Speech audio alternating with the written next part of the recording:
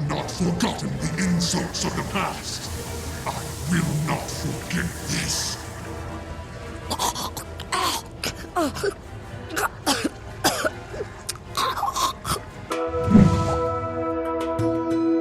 Yesterday, I began my coverage and recap discussion series on the story that came with episode 6, One Path Ends, the finale, just before we roll into the expansion here. And I wanted to continue that today. There is a massive amount to get into. This is really 2 videos worth of content we're going to squeeze through right here, right now. And my gosh, there's a lot specifically to talk about in terms of whether we like the direction the story has gone or not. So strap in, guys. This is how One Path ends, and hopefully there'll be some good stuff to draw from it.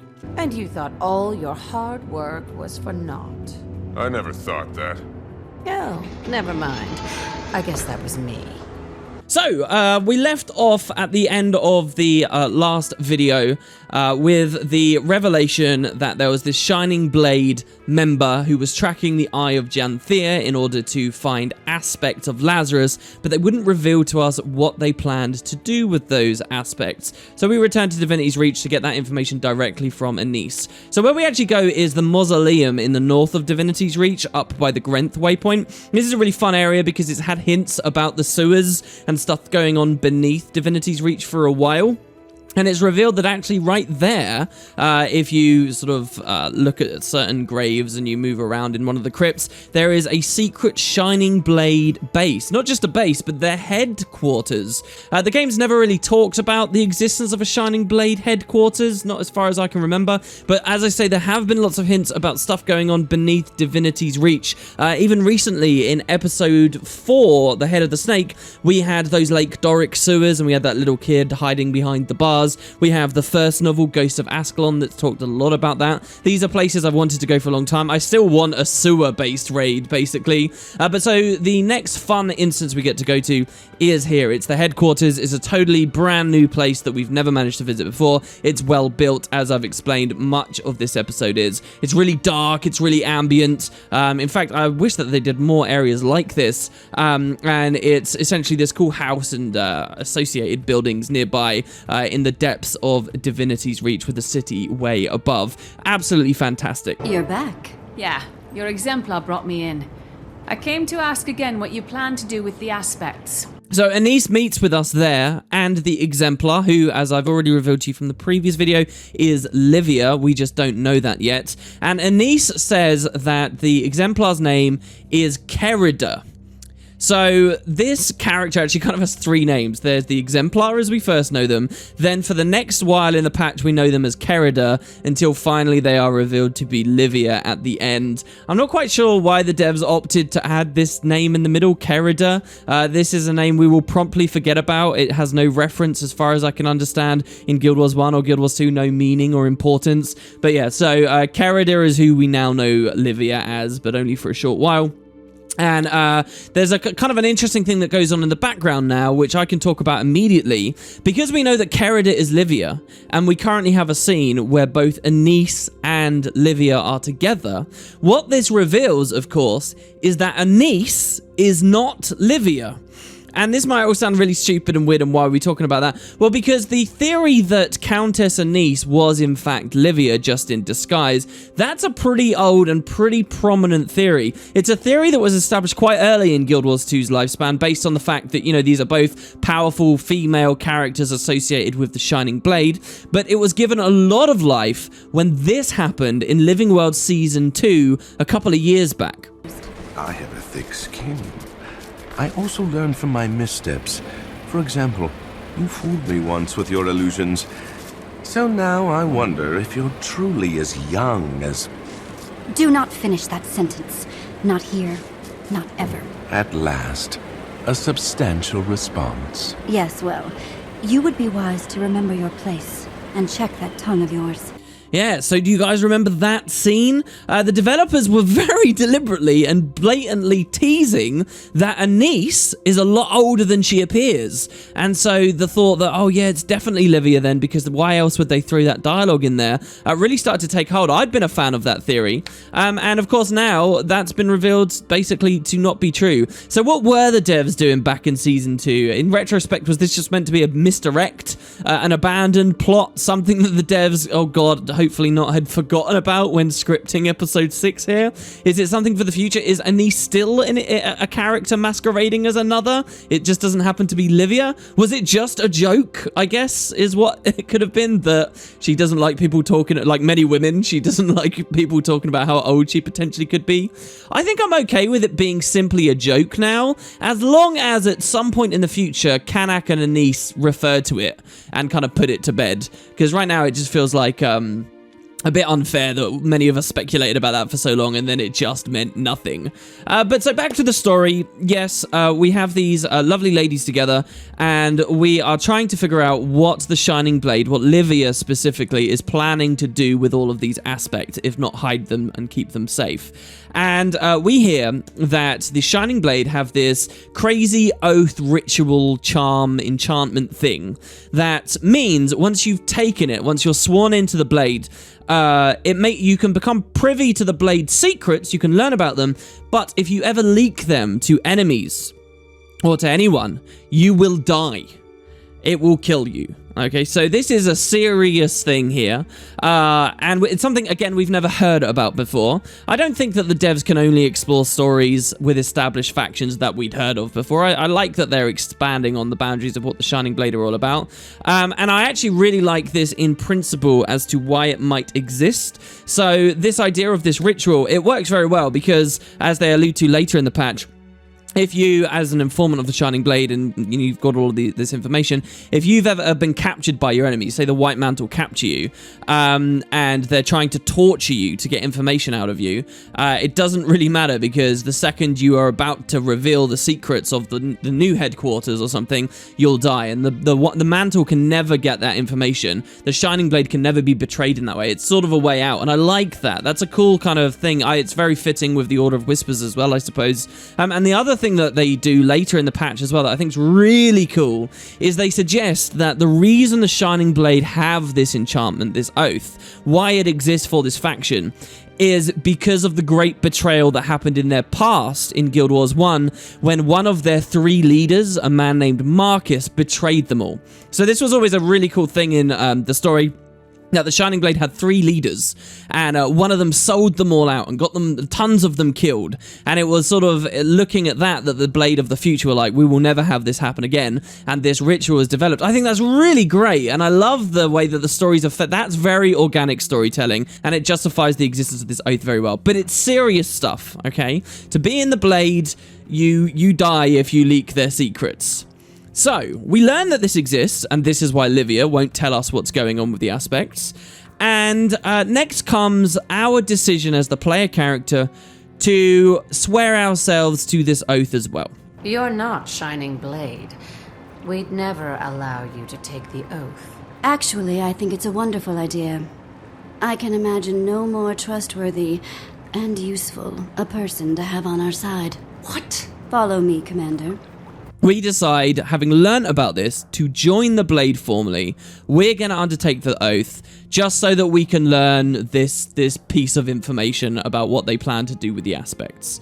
So, this decision here is what has drawn, I think, some of the most criticisms in the entire patch. There's a lot of things to criticize in this patch, but this is one of the ones that's had a lot of focus. And there's a lot to get at, but I'll try to be brief. Now, first, there are some good sides of us joining the Shining Blade in this way.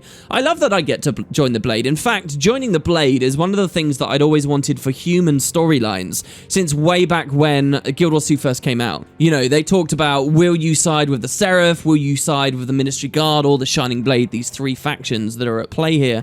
And then that never kind of happened. So to finally be able to rejoin them in Guild Wars 2 as I joined them in the first game, that's quite fun. I also like that as we undertake this ritual, ritual, we get to meet lots of Shining Blade characters again. They reuse characters from the personal story that we haven't seen for ages, and I think that was an excellent opportunity and something that they did very well. I love that we get more lore on the Blade. We get to, once we join, we get all this extra information about what they've been doing the past 250 years. They didn't have to take the time to expand on the Shining Blade, but they did in this patch, and they're an interesting faction, and I like that that came from this. I also love with some of the things that they do with the instance itself upcoming, but we'll get to that in a second. But despite all of those good, there are some bad things. Does this really make sense from our player's perspective? Our hero, the commander of the Pact right now, really should be focusing on Balthazar and the immediate threat. And this has no longer got anything to do with Balthazar. This is a mere curiosity about the Shining Blade and what they intend to do these artifacts to do with this Massat. It's a curiosity. It suggests that we trust the Shining Blade so little that we have to sort of undertake the oath to join them just so that we can know what they're up to. Is it really that important right now? And for such a dire, sincere thing that we're undertaking here, to have this thing that now exists upon us that could instantly kill us if we step out of line, it's quite incredible, really. I wonder if the devs are making this happen in this patch so that they can play with it in a fun way later. We find out something really important, but we can't tell anyone, and it creates these struggles. It's just kind of a big thing to step into. And I think most important as well, even if we can accept that we are that curious and so yeah, we'll undertake the oath, it's all going to be fine. I think the main problem with this is, does it work if you're not a human? I can get behind humans wanting to join the Shining Blade and being allowed to join the Shining Blade, but for some of the other races, it just doesn't work. And I think Guild Wars 2 keeps butting heads with this. It's kind of a consequence of having to write the Pact Commander as one character, when in truth, they could potentially be like 5 different characters, or even more, you know, one of each of the 5 races. So they do try to address that in the dialogue. You'll remember in the trailer, they talk about unlikely allies, and I had speculated that was to do with the undead. That's actually just, we are the unlikely ally, funnily enough, it's us. My fellow exemplars, will any among you speak out against this petitioner? I will. Never before has a non-human supplicant taken this oath. Hear me. I vouch, personally, for her honor and sincerity. I have watched her for many years. You've what? They do have some split dialogue and some differences at this point in the patch. I think they could have gone further. Like, if we were a human who had never known our parents, we've already had a lot of story to do with the Shining Blade, and some of the characters in that scene would have known us and recognized us, but the devs never took the time to give us express dialogue for it, and I really think this part of the patch suffers for that. So yeah, I'll see what people say in the comments, but yeah, we're now a member of the Shining Blade, as well as a member of whatever other orders and the Pact Commander and so on, even though that last one's sort of a ceremonial title at this point. So we join the Blade. I guess that's about all there is to be said. The next parts of the instance are kind of us doing this almost like sorority-style challenges to be inducted into them. Some of it's really cheesy. One of the cutscenes in particular is much more funny to me than serious. Yeah, you know the one. You will reveal all their secrets to us! You will, or your life is forfeit! Then I will take my sincerity to my grave. You are wrong!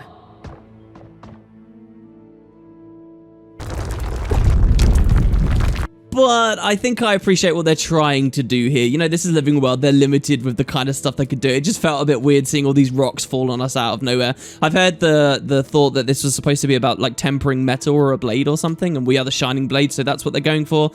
Maybe that came through, but some of it's a bit cheesy. One thing I did love about joining the Shining Blade, though, is the Henge of Den Ravi bit. So, like all of this stuff in Episode 6, it's well built, and, you know, you get you're in this room, and then all of a sudden all these plants and stuff appear. The dialogue at this point is actually kind of fun as well.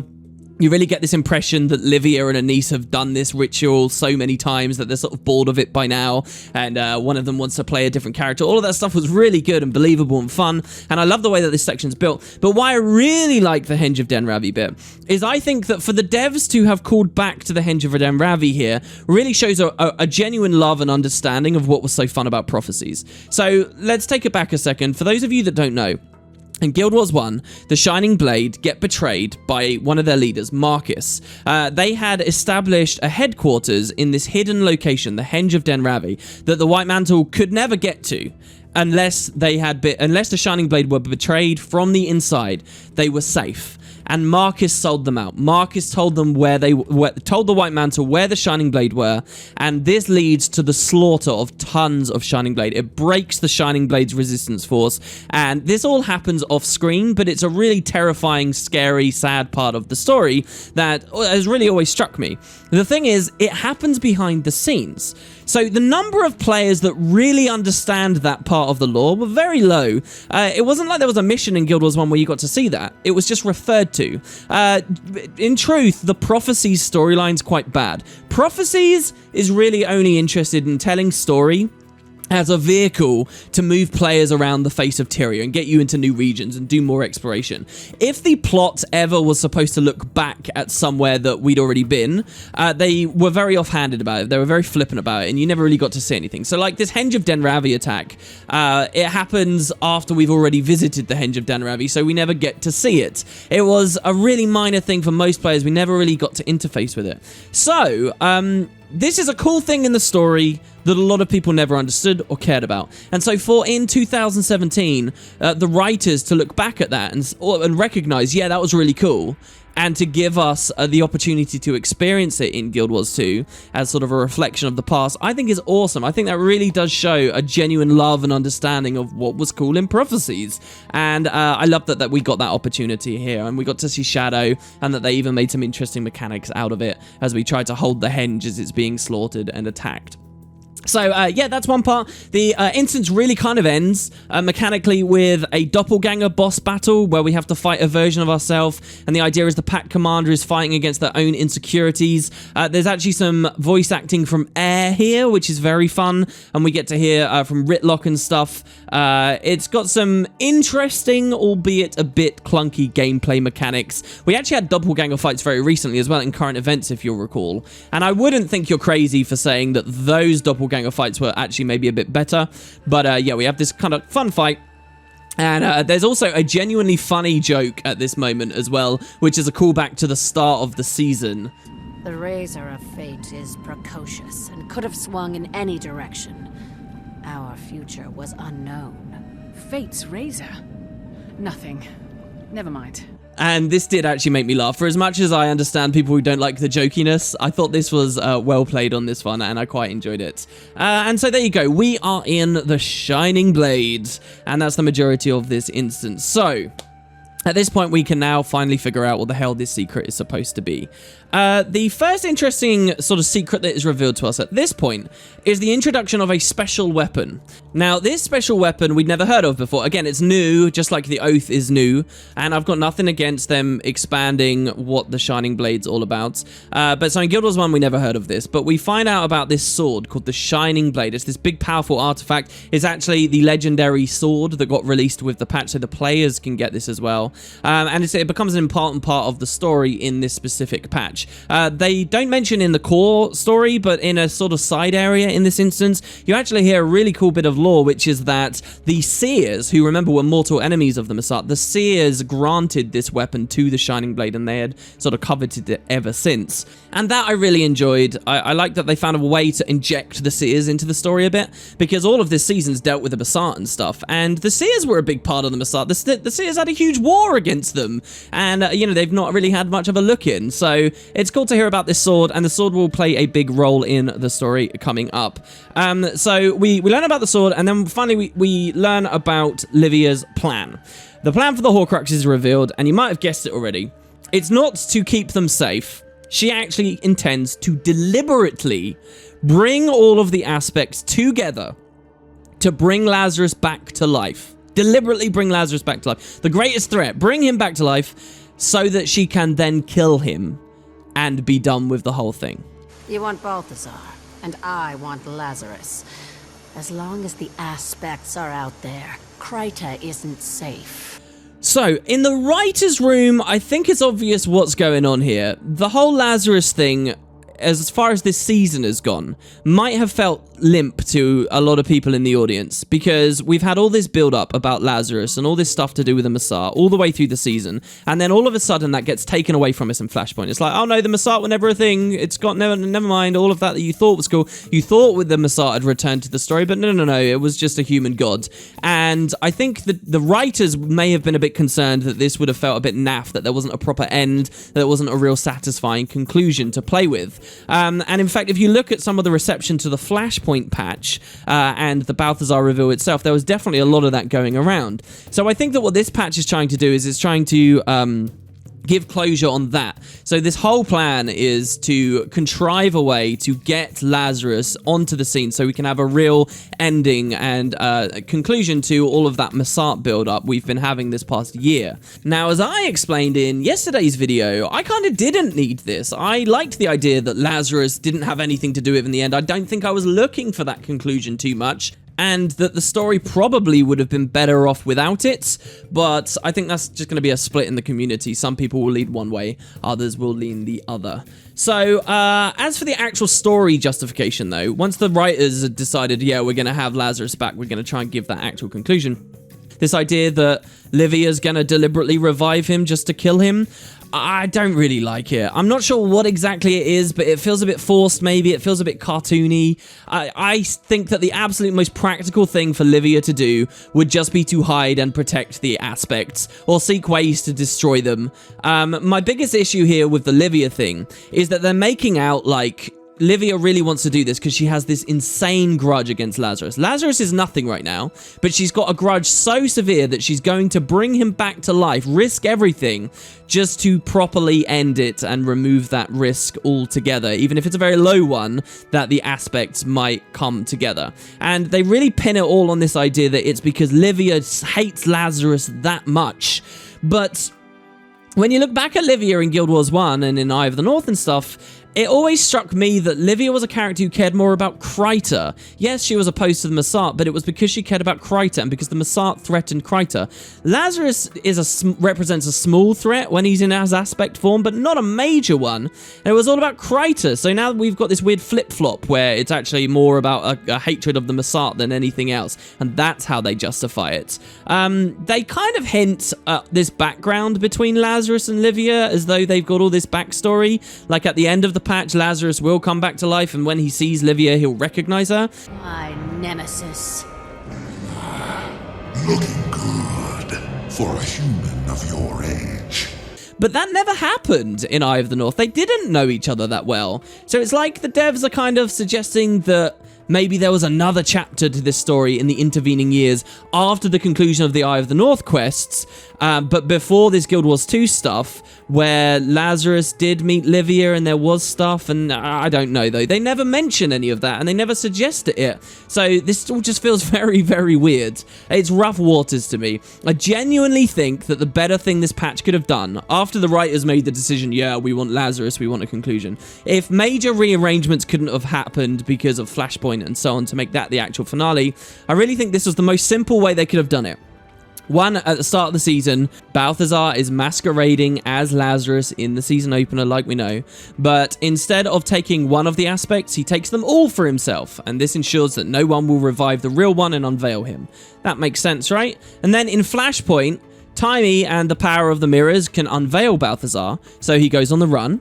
And then at the start of this patch, Balthazar should realize that we're following him, so he himself, having all of the aspects in his possession, should just revive Lazarus, right? As a measure to slow us down, to stop us. He can bargain with Lazarus and say, hey, I'm Balthazar, I just brought you back to life. You owe me one. Can you go deal with these guys who are following me? And Lazarus will say, well, why would I want to help you? You may have brought me back to life, but I'm not beholden to you. And then Balthazar could have said, yeah, you realize that the Shining Blade are there. And Lazarus could have said, oh, I hate the Shining Blade. Sure, I'll do that for you, bro. And then there you go. This patch would have had the Lazarus fight. It would have been so much more simple, and it would have made so much more sense instead of this weird thing of Livia reviving him herself just to kill him. I don't know. Anyway, there you have it. That's the big secret and why we joined the Shining Blade. The plan is for us to revive Lazarus so that we can kill Lazarus. There's a moment here where we're told now that we can leave the instance, but those who stick around can get a lot more lore by speaking to various members of the Shining Blade and reading their journals. And this is actually really great. I love all of this stuff. I hate that people can accidentally miss it unless they're deliberately going for achievements. There is a ton in this instance. This is like a video all on its own, and if we had more time, I would have done it. But the big things to take away, first of all, you can speak to the various members of the Shining Blade. I loved this. You can speculate openly with them, more things about why Balthazar's doing what he's doing, similar to in the first instance. You can ask why, for example, he went to the White Mantle, and you can get supposed justifications for that, which I like. You learn a lot more about various aspects of the history of the Blade over the most recent 250 years. You get text written by Bartholos, who was a prominent Guild Wars 1 character, and that's very fun. You kind of get a handbook about the Shining Blade, and you get that journal you can put in your inventory. Interestingly, there are some weird date issues to do with the founding of Divinity's Reach and stuff. I don't know whether that's an accident from the writers, or that's supposed to be a demonstration that the Shining Blade are being unreliable narrators right now. I don't know. But here's another really interesting thing that comes from all of this that I sort of don't like. It's a mention of Ivinia. So, remember I mentioned there were 3 leaders of the Shining Blade? Livia wasn't a leader, she was just a member. One of the leaders, the main leader from Guild Wars 1 really, was a woman named Ivinia. Now, unlike Livia, Ivinia had a lot of story in GW1, and she was a badass in her own right. And also, like Livia, right at the end of the story, she had a sudden mystery. So Livia's sudden mystery was, ooh, she has the Scepter of All, what's going on there? Ivinia's sudden mystery was that in the middle of Guild Wars 1's version of the living world, if you will, it was called Guild Wars 1 Beyond. In the middle of that, Ivinia goes to beg the Ascalonians for help in their war against the Massart.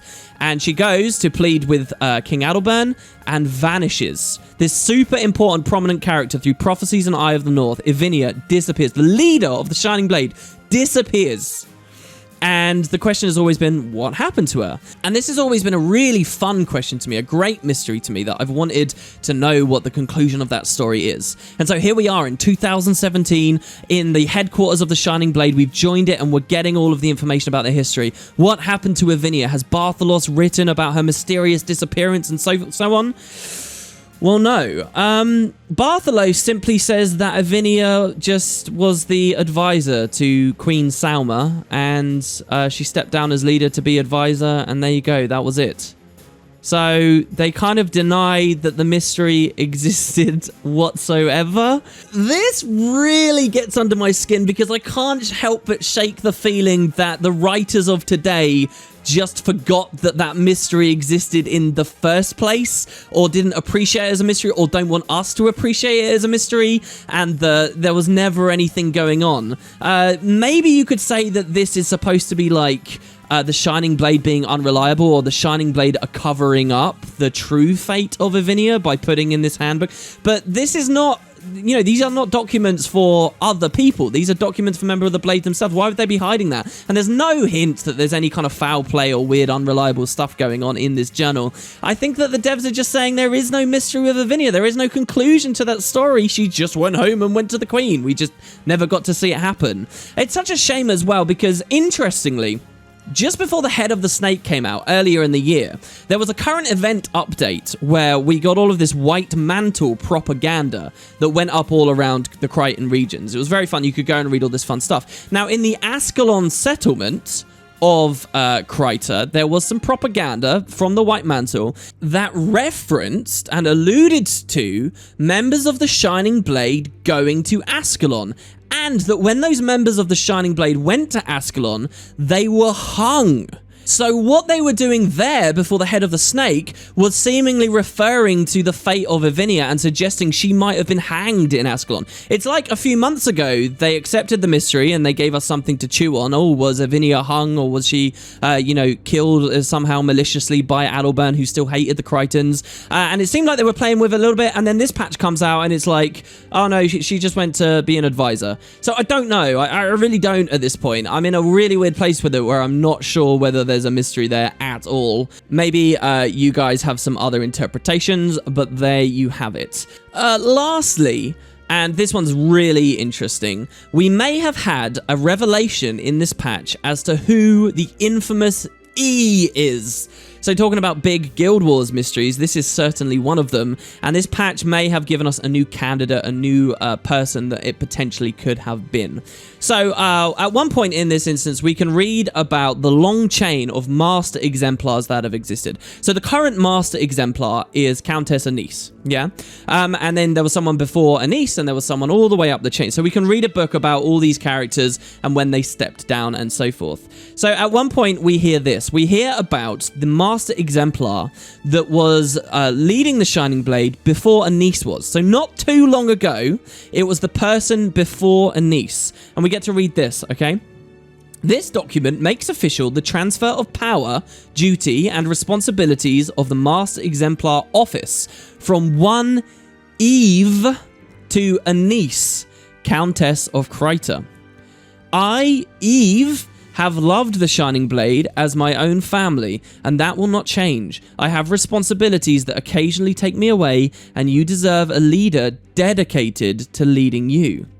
I, Anise, will fulfill my duties to the best of my ability. I have large shoes to fill. Thank you, Eve, for your many years of service to Kingdom and Queen. So already this is fascinating. I just like seeing, that moment where Anise rises to power. But yeah, we hear about this character that begins with the letter E.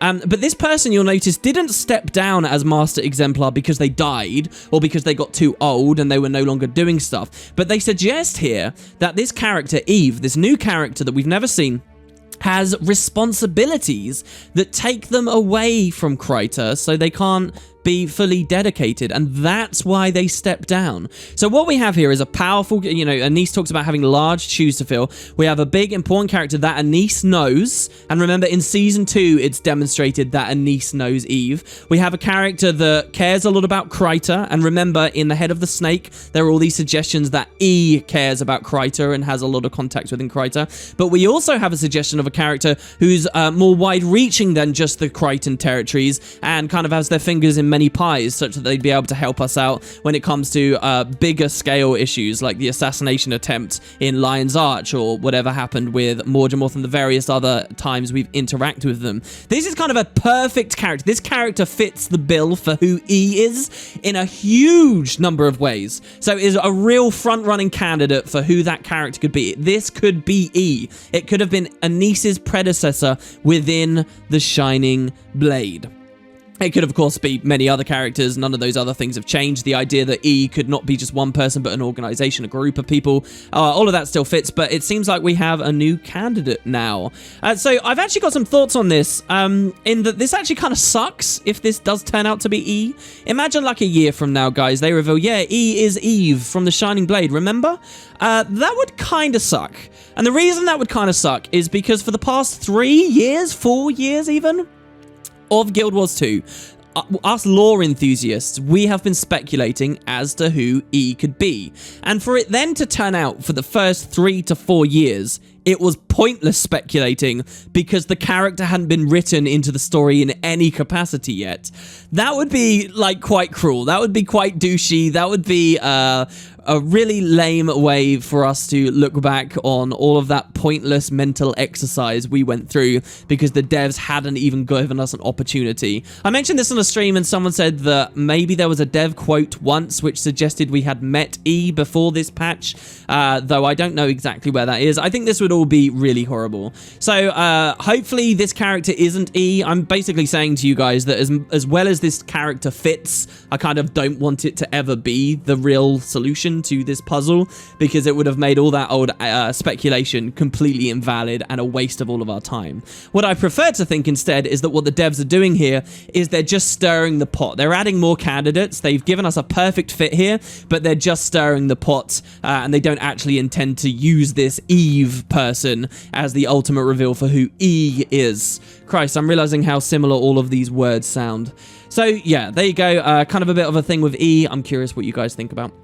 Other small things. I'm skipping past a lot, unfortunately. That's really how much lore there is here. There's a great page where we get to hear about the destruction of Ascalon from Kryta's perspective, which we never had before. Basically, a lot of this is amazing, and I only wish that the final instance we're about to start talking about, like these previous two, had this treatment of being able to get this extra lore and interactables, because the final instance is definitely the one that needs it most. Speaking of which, let's get to it, should we?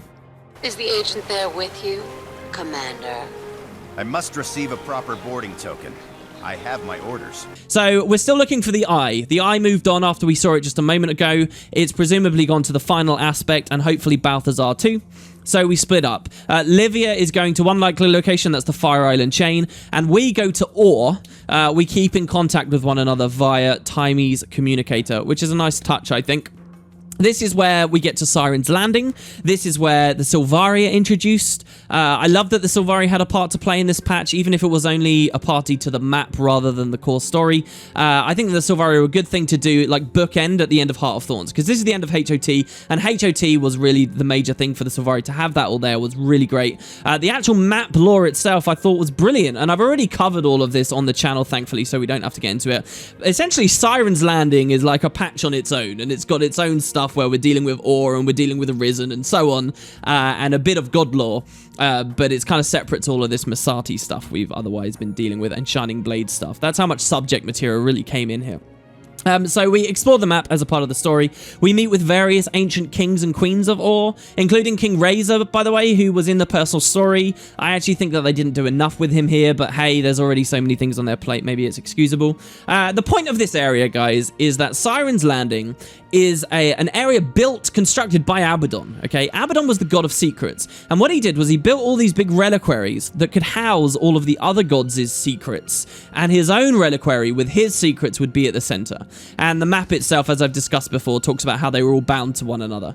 And so Balthazar, if we remember, took one of these aspects of Lazarus, and Balthazar's decided he doesn't want anyone to have it, so he came here to Sirens Landing, to these reliquaries. Remember, Balthazar was on Ore once. He cared about these, but he knows about Abaddon, he knows about the reliquaries, he remembers them being here on Tyria, and he deems this as a safe place to put one of the aspects. I think that all works really well, and that's well written there, and he decides, Balthazar, to go to Abaddon's reliquary, not even his own reliquary, not the Balthazar reliquary, which we don't enter in this patch, Abaddon's reliquary. He goes inside and he hides the aspect there. That leads the eye to go here, and that leads us to the eye, so now we end up at Abaddon's reliquary, and that is where the final instance takes place. Commander, can you hear me? I hear you. I'm in Abaddon's reliquary. It's creepy. We're on our way. Don't start without me. Too late. First, as I've said every single time, this place is excellent. It's a bespoke, special, new environment we get to walk through that tells its story. The only missed opportunity I find, as well built as all of this is, with all the fun traps and stuff and exploration you get, I wish that we had got to swim through this watery tunnel at the start. So it starts with this big drop into a pool of water. Abaddon was the god of secrets and water, so I wanted a bit more water influence here. In the personal story, we get to go to the Temple of the Sunken God, which is after Abaddon was cast down and the gods tried to hide evidence of him, they buried his temple underwater. I would have liked a bit more of this. In fact, we know that this thing you can see on the ground here is actually a door that can open up. But they didn't do that. Aside from that, this is a really great instance visually, and we get fun mechanics and stuff as we travel around. Unfortunately, though, as I just mentioned, unlike the other instances, there's no opportunity in this one to, you know, walk over to a jug and press F and learn about it. There's no opportunity to see what Abaddon's secrets are. There are, even though we're in the reliquary, as cool as it all sounds to go to the reliquaries of the gods, the devs don't actually pay off on it. The location itself, aside from the fact there's Abaddon statues and stuff around, this location is completely wasted, right? I joked on stream recently, and I really stand by this, that this patch could have ended, the finale could have ended at the Shaymore Apothecary, and it would have made no difference to the story. We could have just heard that Balthazar hit it at the apothecary because he trusts the guy that runs the place, and it honestly would have been no different.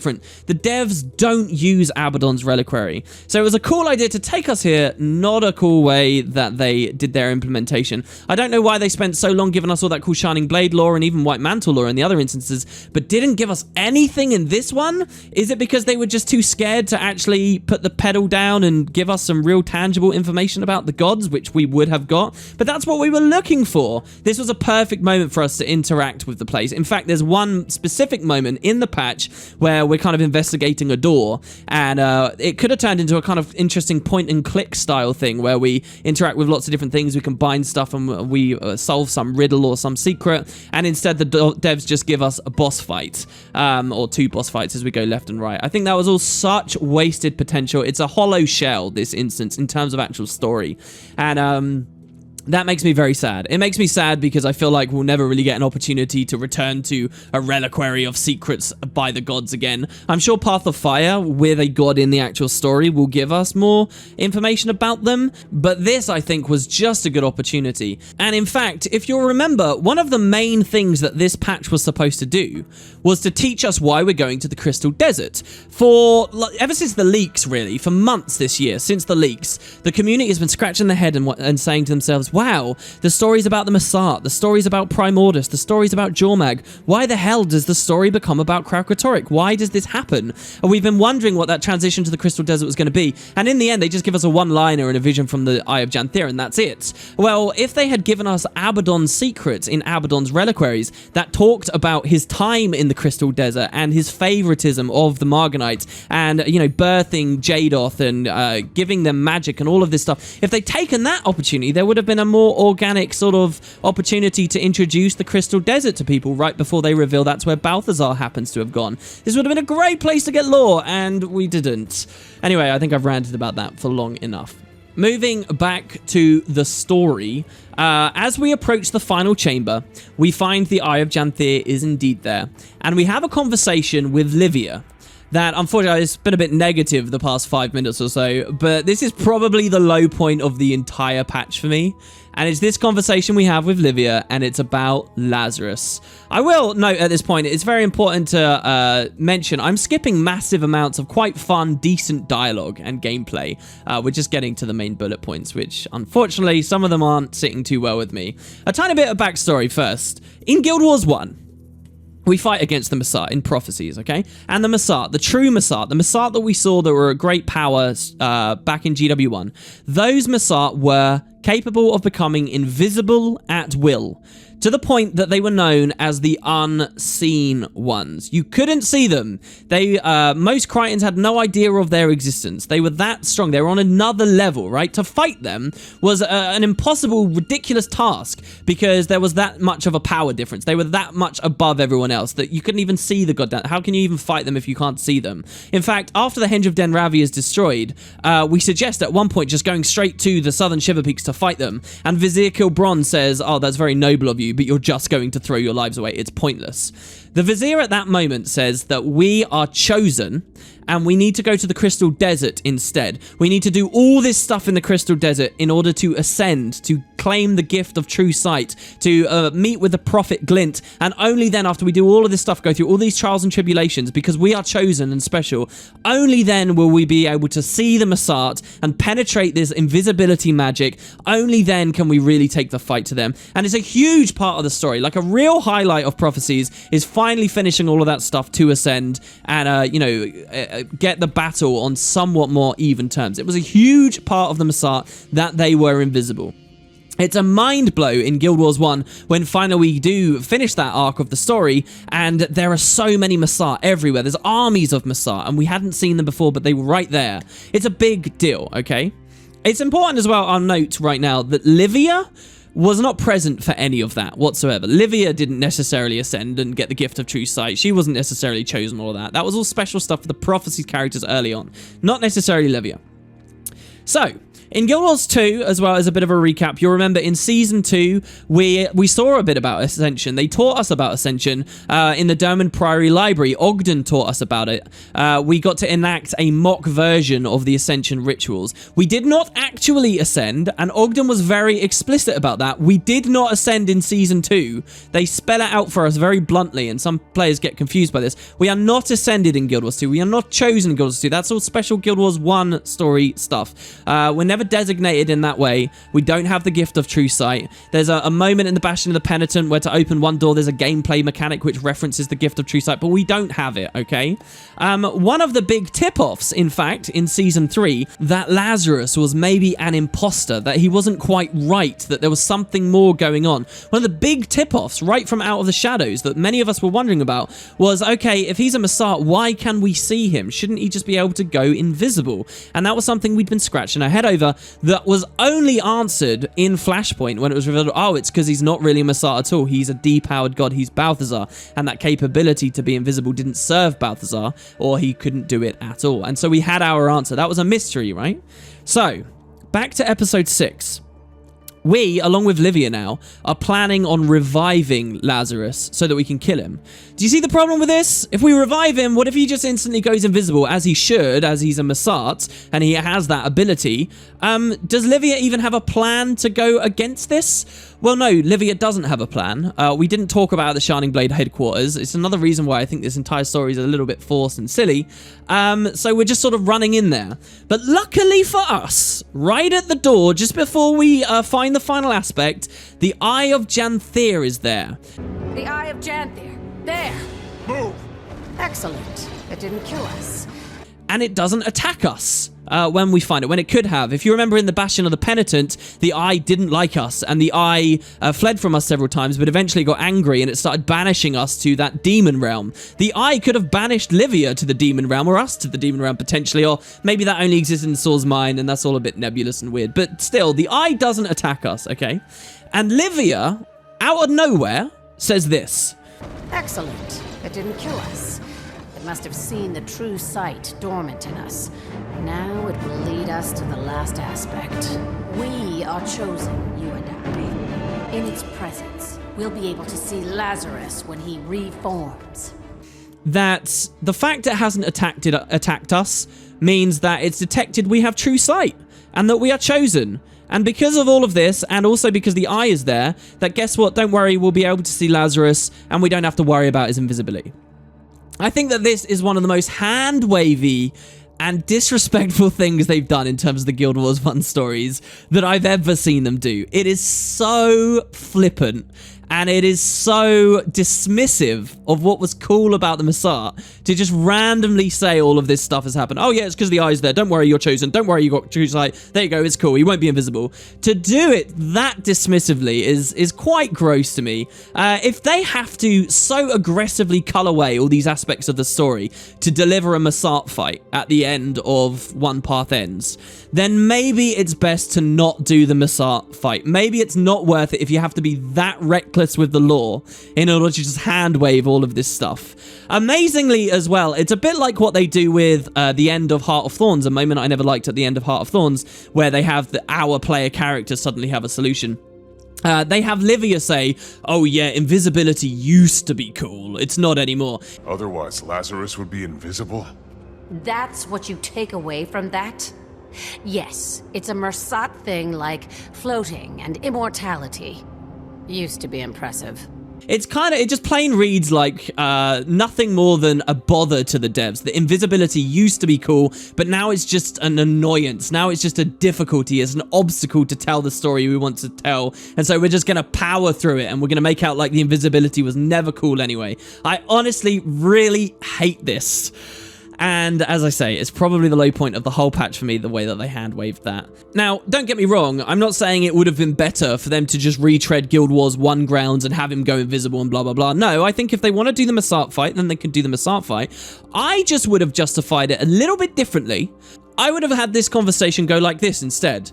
The commander says, hold on, if we're going to bring a Messart back to life, can't it go invisible? I'm sure I've heard that before. And Livia could have said, yes, but don't worry, I'm going to sabotage this ritual by stabbing my sword into one of the aspects, and Lazarus will only just have been revived, so he'll be so weak he can't do it, and we can score the kill as quick as possible. And we could have said, are you sure that's going to work? And Livia says, I'm pretty sure, and then we could have gone on. And then guess what? It would have worked. There would have been a degree of uncertainty there, but that could have been a perfectly fine justification for why we can't see Lazarus, because that's what she does in the end. She does penetrate one of the aspects with the sword and corrupt the ritual. So why can't we just say that that is responsible for why he's visible to us, instead of be so flippant and cavalier with stuff that was important for the prophecies storyline? Alright, moving on, let's talk about the very end of the patch. The Eye leads us through the complex and at long last to the final room and the aspect before us. So remember, the whole point of this was that we could follow the Eye to the aspect and Balthazar would have it and we would be able to confront him. Well, Balthazar's not here. This was all a big Shaggy Dog story, really. A bit of a waste of time for the player character. But now, Livia's in this room, all of the aspects are there, and she asks us to help in this resurrection, and the big fight is going to happen. I actually love the final room for what it's worth. Despite the fact that they didn't really do anything interesting with Abaddon's Reliquary in terms of the lore, I do love this image you get of a statue of Abaddon leering over the Eye of Janthir. You'll remember very recently I did a video showing all the connections the devs have made between Abaddon and the Eye over and over and over again. In the Living World Season 2 patch in the library, we see the reverse of this. We see an Eye of Janthir, essentially, looking over Abaddon's statue, and now we kind of get the reverse. So I like that. I like that it feels like maybe Season 2 is foreshadowing these events we're finally getting now. I think there is a very cool kernel of interesting stuff going on there. We get a bit more dialogue with Livia. She references a prophecy. You'll remember the trailer said this. You ready to fulfill a prophecy? As ready as I'll ever be. Wait, what? Never mind, just be ready. This isn't going to be a walk in the park. The dialogue is handled a bit weirdly here, with our character saying, wait, what? I don't quite understand that exchange. Is our character supposed to recognize that prophecy? Are we as players supposed to recognize this prophecy? Because I guess what the devs are trying to get at is that this is about the Flameseeker prophecies, which again is original release Guild Wars 1 stuff. So the Flameseeker prophecies essentially were foretelling the end, the downfall, the extinction of the Messiah.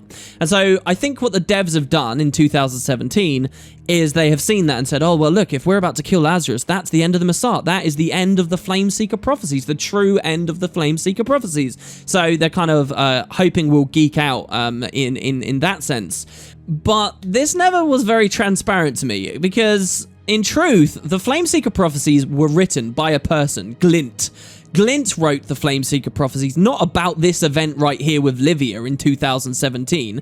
Glint wrote the Flameseeker prophecies talking about the climax of the 2005 story, when the Titans are unleashed from the Door of Kamali, and the Titans basically make the Messiah extinct and wipe tons of them out. That's what the Flameseeker prophecy is about. That's what we're talking about when we refer to the Flameseeker, and we know this for a fact that that's what it's about, because when Prophecies ends, Glint was still alive.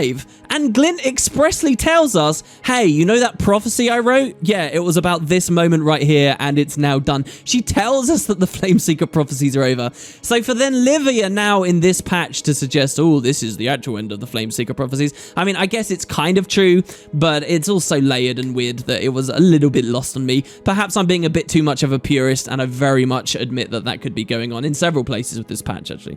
So we revive Lazarus.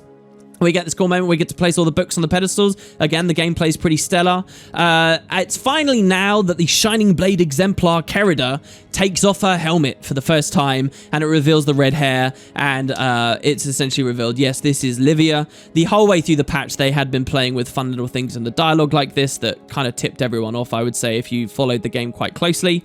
And Lazarus has a conversation where he recognizes her, and they quip back and forwards. I've already talked why this is a bit odd, unless there's an unseen chapter in their lives we don't know about.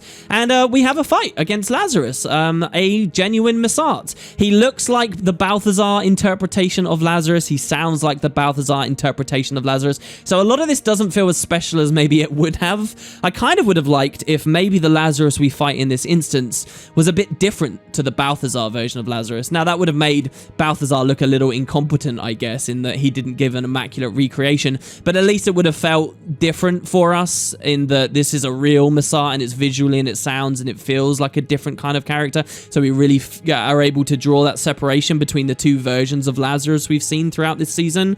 I even am a bit of a fan of the idea that when we revive Lazarus here, he's super weak and we just sort of mercilessly slay him, and he's not really threatening at all.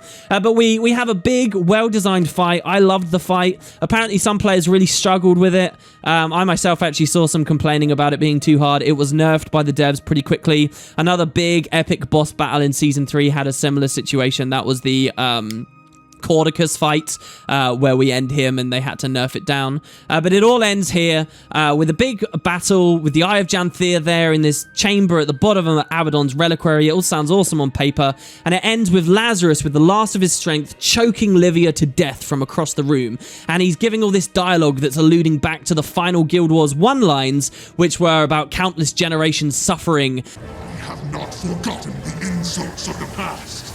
I will not forget this. And he's actually saying that right there, and it was a really great touch. And we pick up the Shining Blade, and we kill him all cinematically, very similar to how we killed Traherne at the end of Heart of Thorns. It's brilliant. It works very well, and Lazarus is defeated. At this point, Livia declares the Messart fully extinct. And there we have it, really. Lazarus doesn't escape. He could have still at this point, but no, he is dead. And you can see what the writers were going for. The decision was made to end the Messart story. They are over with. And that is the final conclusion to a really fun side quest from Eye of the North all those years ago that many of us were excited and hyped about. This is the exit of the Messart from Guild Wars 2. I think some people are upset with this patch for not doing enough with them, and, you know, they wanted more Messart story. I think I'm okay with it. There's enough other cool things going on in Guild Wars 2 at this point that I'm willing to see what they'll do there. And, you know, the Messart can still be further explored in the future in 3 main ways. Number 1, there are potentially many more Messart alive in the Mists. There are even potentially some alive and, you know, more aspects for other Messart and stuff, maybe in Janthea, and maybe if we go there, we can get cool lore. And in terms of just getting more lore about the Messart, there's the potential for finding their ruins and things around the world, like we saw at the Fire Islands, or like we'd expect when getting more lore about the Seers or any of those other ancient race activities and things that happened. So it would have been nice as well, maybe, if Lazarus had talked a bit about the bonus mission pack events and his interactions with Saul, and to really have dug into their motivations back then. I think I wanted a lot more of, but they have left the story, as it seems. I definitely feel like the devs are trying to cull away all these stories that are going on all the time. Like, they want to be able to focus on stuff. And if they're reintroducing Livia now, and they're reintroducing the idea of the Scepter of Ore and stuff, maybe it's nice to, you know, when you open one door, close another. And speaking of the Scepter of Ore, this is finally when that's a part of the story. Right here in optional dialogue at the end, you can now ask Livia how the hell she's alive, and she mentions the Scepter and nothing more. She leaves as well. She's presumably going to have more story coming up. Maybe she'll be in Path of Fire. Maybe she'll be in Season 4. I do expect her to return. They've teased us with that song, the Zephyrite song. I do think that there'll be more coming up. And hopefully the Scepter of Ore itself will have more for us there too. And that's kind of how the patch ends. At this final moment, we learn that the Eye of Janthea can give us visions of things, which is also a bit contrived and out of nowhere. But we learn it can give us visions, and we get a vision of the Crystal Desert. And that stuff, again, I've already talked about. I talked about right when the patch came out, and that final moment where we learn about the Crystal Desert and all of that for Path of Fire. That happens right there. And so you can see now what I mentioned at the start of these 2 videos, that this is kind of like a filler patch. It doesn't really deal with Balthazar. Literally, Flashpoint could have ended with Balthazar saying, "I will go to the Crystal Dragon then," and leaving, and it would have been the same. You know, there's that little Crystal Desert and Path of Fire involvement here. It's all kind of side stuff. It all very much reads like this was an extra patch they put out on top. Because you would have expected them to do things a bit differently. For example, Livia, perhaps as Kerida, could have taken the place of Scholar Glenna in the Raid Wings, and we could have known her from a bit longer, a bit earlier ago, and so a lot of it feels a bit left field. So there you have it, guys. That is One Path Ends, a patch that has been mired in controversy for story, and I don't think unnecessarily so. We're all going to have lots of varied opinions. I can see it already in the comments. Just be nice to one another, be respectful to one another, and let's see what everyone thinks. Where do you disagree with me, and where do you disagree with other people? I'd love to hear about it, guys. But there you go. That is the end of One Path Ends. We're now moving to Path of Fire story. Path of Fire story was made and written and, you know, crafted by an entirely different selection of devs at ArenaNet, and so it will be interesting to see if they raise the bar, lower the bar. I guess I'll be here every step of the way to talk you guys through it and see what we think. Thanks, everybody. I hope you enjoyed. I know this has been a long one, but there you go, and I will see you next time. I've extended my life using an artifact known as the Scepter of Ore.